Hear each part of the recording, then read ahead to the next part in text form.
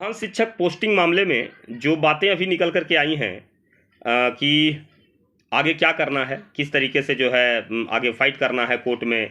हमारे इंटरवेनर साथियों से हमारी बातचीत हुई है। मैं कुमार अमिताभ आप सबके बीच में अपनी बात रख रहा हूँ।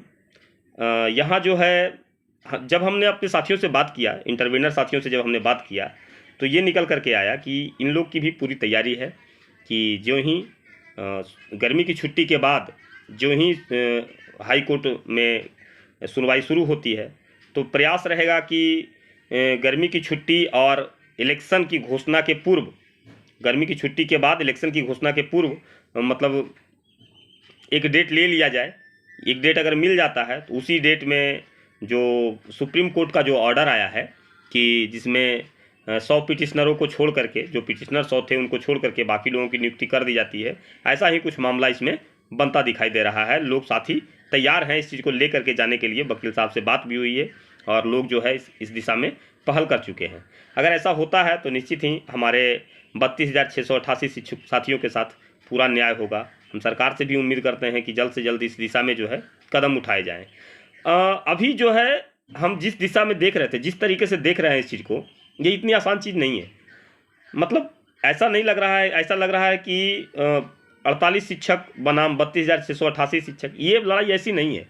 कुछ शिक्षक ऐसे भी हैं जो नहीं चाहते हैं कि इसमें अमूलचूल परिवर्तन हो। मतलब ये जो चीज़ें हैं, ये केस जो है आगे बढ़े या जो है इसमें पोस्टिंग हो पाए, ऐसा इसको रोकने की प्रत्याशा रखते हैं। खैर उनकी बात छोड़ दीजिए, उनको चाहने का तो बहुत कुछ चाह सकते हैं। उनको ऐसा लगता होगा कि जैसा चल रहा है वैसा ही चले, इससे हमको कोई मतलब नहीं है। तो ऐसा नहीं है। जो हमारे साथी कर्तव्यनिष्ठ साथी जो हैं, जो इंटरवेन किए हैं, वो कुछ सोच समझ करके ही किए हैं, कोई क्लू मिला है तब किए हैं। और अब तो और ऊपर से सुप्रीम कोर्ट का ये ऑर्डर आया हुआ है, तो इसके साथ जो है निश्चित रूप से जाएंगे ही। और हमें नहीं लगता है कि कोई भी कोर्ट, कोई भी जजमेंट जो जज जो होता है या कोई भी न्यायालय जो होता है, वो अपने से बरिए जो होता है न्यायालय की बातों को सिरे से खारिज कर ही नहीं सकता है। ऐसा पूरा एकदम कॉन्स्टिट्यूशनल चीज़ें हैं कि अगर एक जगह न्याय मिला है इस चीज़ को लेकर के और दूसरी जगह ये कह दीजिए कि नहीं इसको खारिज किया जाता है, ऐसा नहीं हो सकता है। तो आप समझ लीजिए कि जो हमारे 32,688 प्रधान शिक्षक परीक्षा पास किए हुए बैठे हुए हमारे साथी हैं, उनके लिए सुप्रीम कोर्ट की तरफ से एक वरदान साबित हुआ है।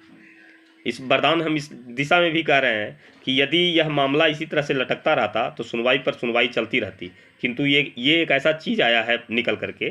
कभी कभी ऐसा होता है कि हम जो चाहते हैं वो नहीं होता है, और जो नहीं चाहते अप्रत्याशित रूप से हमें प्राप्त हो जाता है। तो वही हुआ है कि अप्रत्याशित रूप से हमें यह प्राप्त हो गया है, और इस दिशा में साथी हमारे जो है आगे बढ़ रहे हैं, काम कर रहे हैं। अब बात आती है कि आगे की जो लड़ाई है, आगे की जो चीज़ें हैं वो किस तरह से आएंगी, हमारे साथी क्या रिएक्ट कर रहे हैं। हमारे बहुत से सारे साथी जो हैं फ़ोन करके हमसे पूछ रहे हैं, या फ़ोन पर जो हमसे बातचीत हुई है, उनका सीधे सीधे कहना है कि सर ये लड़ाई ऐसा लग रहा है कि जैसे मतलब 48 बनाम 32,688। ऐसी बात नहीं है, ये लड़ाई नहीं है। इसी को कोई लड़ाई के रूप में मत देखिए, इसको एक अवसर के रूप में देखिए। हम लोग को कब मिला है जी? हम लोग को कभी भी ऐसा हुआ है कि बिना संघर्ष के हम लोग को कुछ प्राप्त हुआ है? नहीं हुआ। इसको भी एक छोटा सा संघर्ष मान लीजिए, और आसान्वित है ना। ऐसा थोड़े ही कि है कि सब लोगों ने मतलब कि हार मान लिया, ऐसा नहीं है। लड़ने वाले लड़ रहे हैं, बस ज़रूरत है सपोर्ट करने की, सहयोग करने की, जुड़े रहने की। लोगों के साथ आप अपडेट रहना सीखिए कि हाँ क्या हो रहा है, इसके बारे में जानकारी प्राप्त करें। जो लोग, जो साथी कर रहे हैं उनका मनोबल मत तोड़िए, जो इंटरवेन करने के लिए गए हैं उनका मनोबल मत तोड़िए। ये चीज़ें हैं। ये नहीं कि मतलब कुछ भी जो हो रहा है वो अपने आप हो जाएगा, ऐसा कुछ नहीं होता है। बिना लड़ाई कुछ नहीं मिलता है। शुरुआती जब से हम लोग सब ज्वाइन किए थे, योगदान के समय से ही हम लोगों ने देखा कि हर जगह लड़ करके ही कुछ ना कुछ प्राप्त करते रहे। आज इस दिशा में आए हैं कि हमारे शिक्षक एसटी हेड टीचर के रूप में ज्वाइन करेंगे कुछ समय बाद। आगे की जो बात रहेगी, जो भी बातें आएंगी, मैं आपको डे टू डे अपडेट करता रहूँगा। कुछ अगर विशेष बातें रहेंगी तो मैं आपको साझा कर दूंगा। हमसे जुड़े रहिए।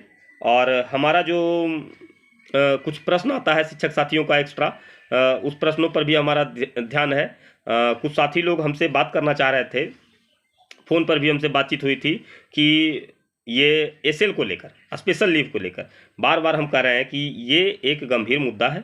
ये एक बहुत ही बेहतरीन चीज़ें हैं जिसको समझने की ज़रूरत है। एक लेटर संख्या हमें प्राप्त हुआ है 3F 2/1/1992 1977 4/4/1992 को वित्त विभाग के द्वारा ये लेटर जो है जारी किया गया था। तत्कालीन जो हमारे माननीय मुख्यमंत्री थे लालू प्रसाद यादव जी के द्वारा ये जारी किया गया था। महिलाओं को 2 दिन का जो विशेषावकाश होता है उसके लिए। एक बात और, ये लोग सब विशेषावकाश और नेचुरल अवकाश दोनों मिक्स कर देते हैं। हमारे यहाँ विशेषावकाश है, विशेषावकाश का मतलब होता है स्पेशल लीव, प्राकृतिक अवकाश का मतलब होता है नेचुरल लीव, अलग है। ये विशेषावकाश है जिसमें है कि समस्त सेवा काल में प्रत्येक माह की किसी भी तिथि में लगातार 2 दिन के लिए उपभोग किया जा सकता है। इसमें किसी प्रकार का कोई चीज़ नहीं है और ये दिया जा सकता है, दिया जाता रहा है।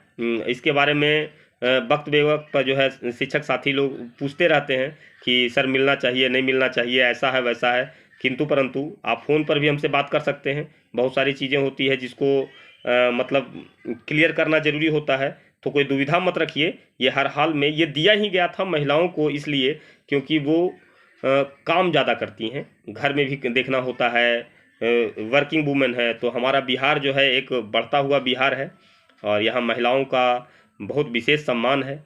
तो इस सम्मान को रखते हुए उन्हें एक मतलब वर्किंग वूमेन को विशेष छुट्टी की आवश्यकता महसूस की गई थी।